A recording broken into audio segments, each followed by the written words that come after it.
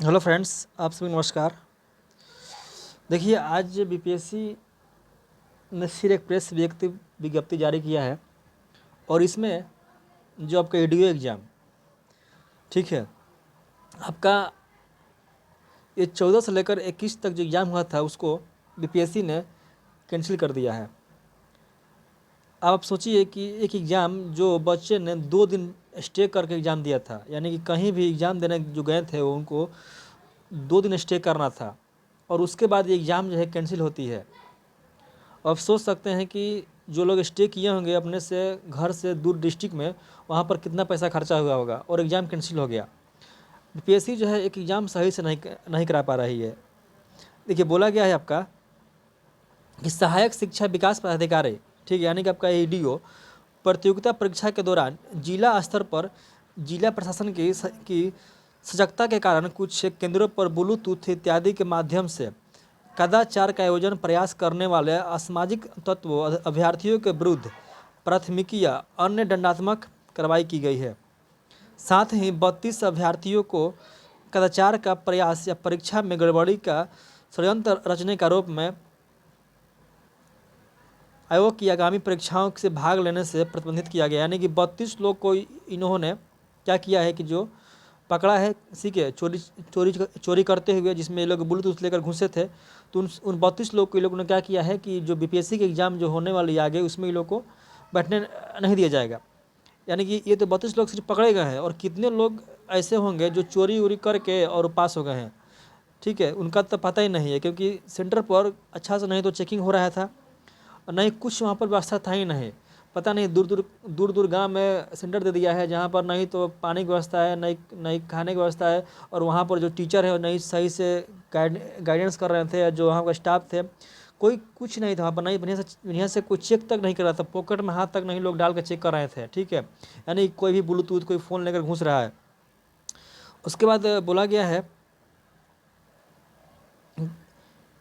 देखिए इसमें बोला गया है कि लेकिन प्राप्त सूचना के अनुसार उक्त परीक्षा का प्रश्न पत्र लीक होने या वायरल होने का साक्ष्य अनुसंधान के क्रम में प्राप्त नहीं हुआ।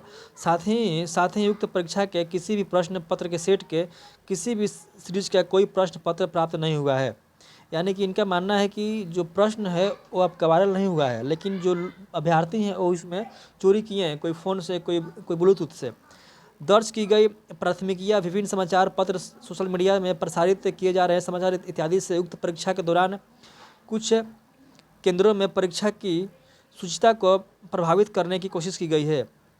सम्यक के विचारोपरांत मेधावी अभ्यर्थियों के व्यापक हित व कदाचार मुक्त तथा पारदर्शिता के साथ परीक्षाएं का आयोजित करने की आयोग की प्रतिबद्धता को ध्यान में रखते हुए, ठीक है, दिनांक 14/4/2026 यानी कि 14 अप्रैल 2026 से 21 अप्रैल तक जो एग्ज़ाम हुआ था उसको, ठीक है, आपका विज्ञापन संख्या 87/2025, इसको जो है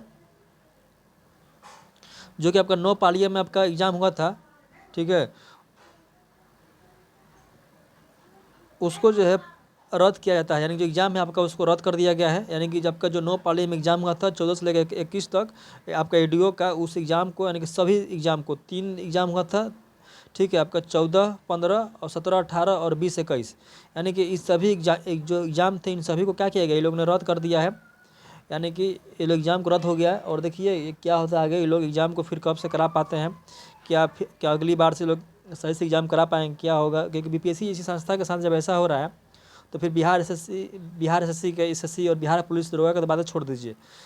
यहाँ पर आपका नहीं तो बढ़िया से चेकिंग हो रहा था, नहीं वहाँ पर किसी भी चीज़ का बढ़िया से सुविधा था, और सेंटर इतना दूर दूर दिया था कि वहाँ पर आपको रहने के लिए 2 दिन रुकना था, उसके लिए अलग से टेंशन था। अंत में एग्ज़ाम को कैंसिल कर दिया गया है। बीपीएससी को इस पर ध्यान देना चाहिए कि ऐसा क्यों हो रहा है, अपना जो नाम है वो ख़राब हो रहा है इसका आयोग का। तो आगे देखिए इस पर क्या नोटिस निकलता है, फिर एग्ज़ाम का डेट फिर जारी होगा, फिर एग्ज़ाम होगा, फिर वहीं परेशानी 2 दिन रुकना पड़ेगा। और अभी कम से कम आपका एग्ज़ाम ये होने में कम से कम आपका 4 महीना तो ये लोग लेंगे ही, उसके बाद एग्ज़ाम होगा, फिर क्वेश्चन बनेगा क्या होगा, और धीरे धीरे सब पता चलेगा। अभी के लिए सिर्फ इतना ही। बिहार के दुर्भाग्य है कि बीपीएससी संस्था का एग्ज़ाम कैंसिल हो रहा है। तब तक के लिए थैंक यू, जय हिंद।